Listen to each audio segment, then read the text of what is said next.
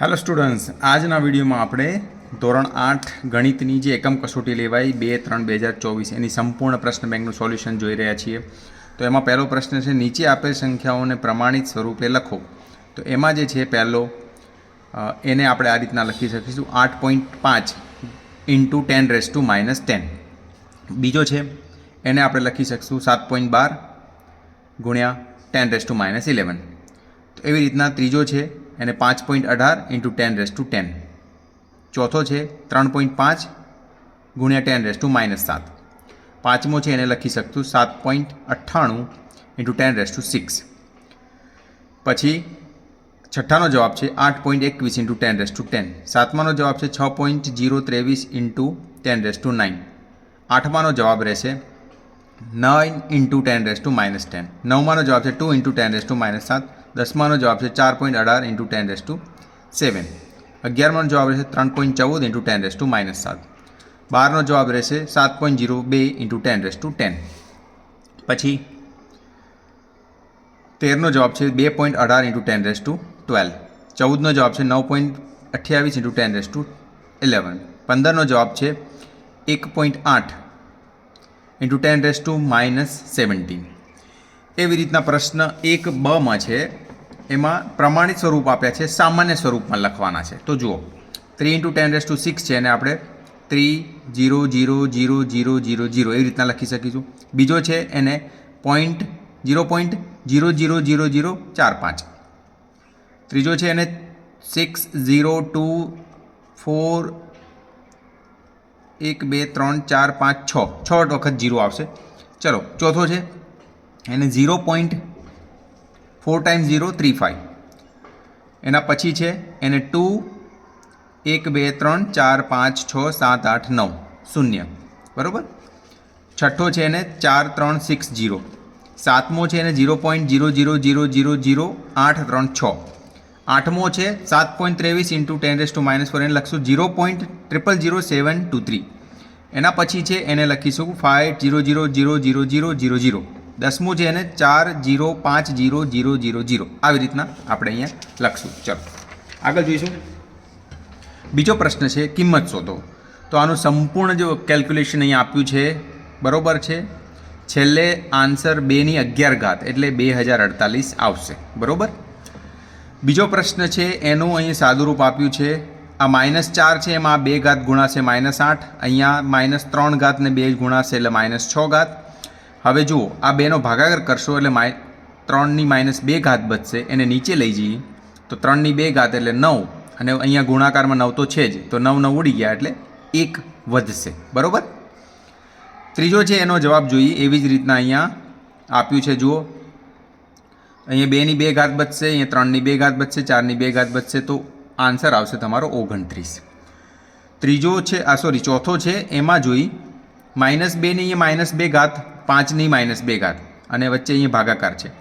તો માઇનસની -2 ઘાત, જુઓ આ ભાગાકારમાં છે, માઇનસ ઘાત ઉપર લાવો એટલે સરવાળો એટલે પ્લસ થઈ જશે, ધન થઈ જશે. અને નીચે ઉપરવાળી જે હતી નીચે જશે એટલે ધન થઈ જશે. બરાબર. અને આ માઇનસ કેમ કાઢી નાખ્યું આપણે અહીંયા? કારણ કે ઉપર ઘાત છે, બેકી છે, એમાં માઇનસ નીકળી જાય. બરાબર. ઉપર 4 છે, હવે 2 4 દુ 8, 5ની 8 ઘાત એટલે 4 દુ 8, 2ની 8 ઘાત.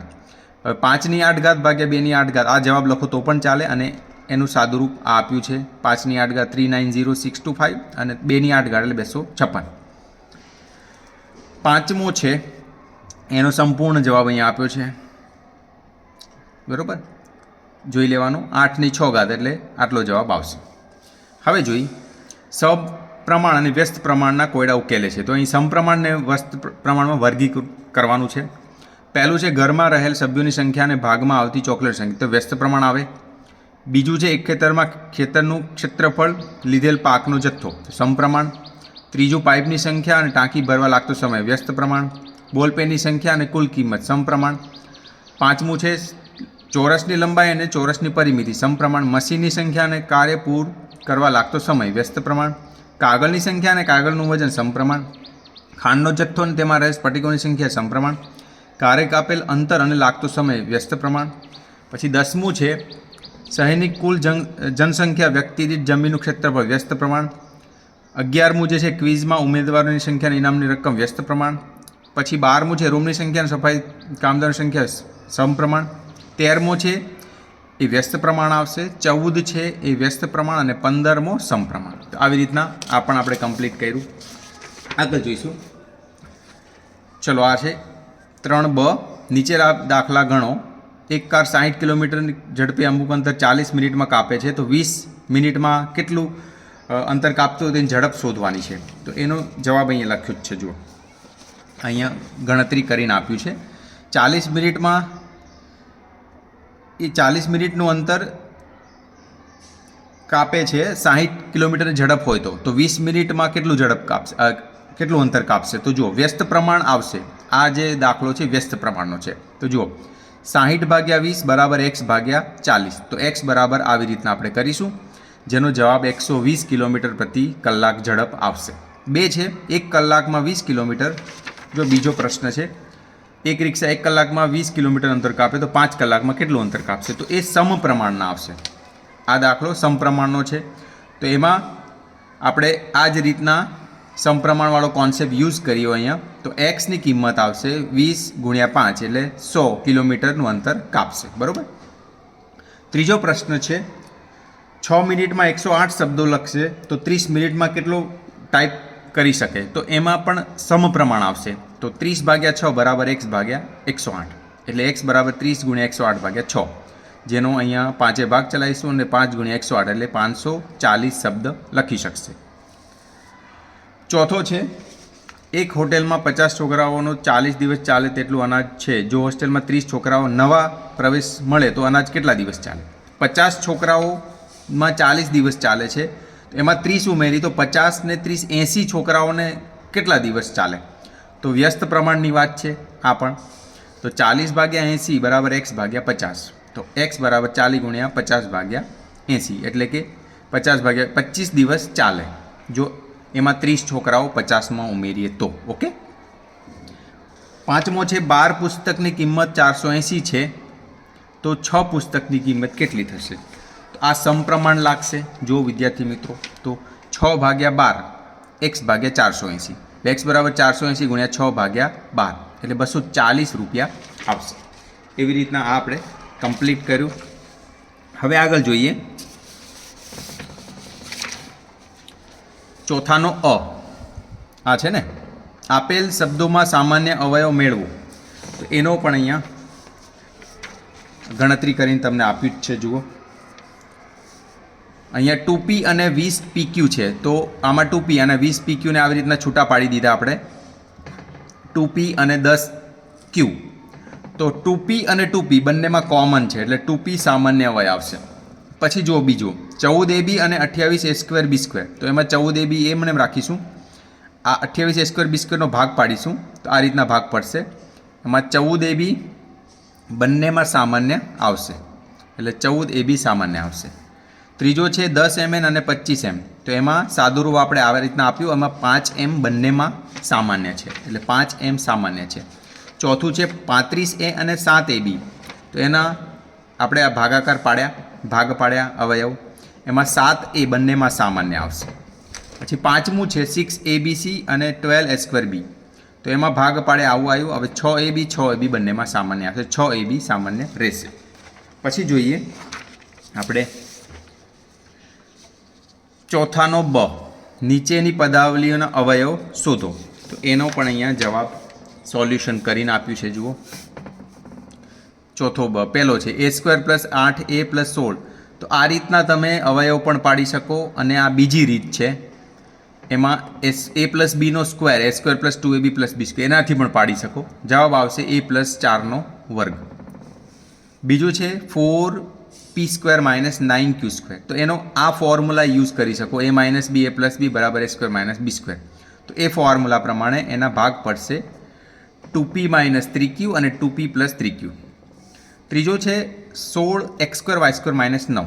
તો એના ભાગ આપણે એ જ ઇક્વેશનથી a² - b² વાળા ઇક્વેશનથી પાડીશું. તો જવાબ આવશે 4xy - 3 4xy + 3.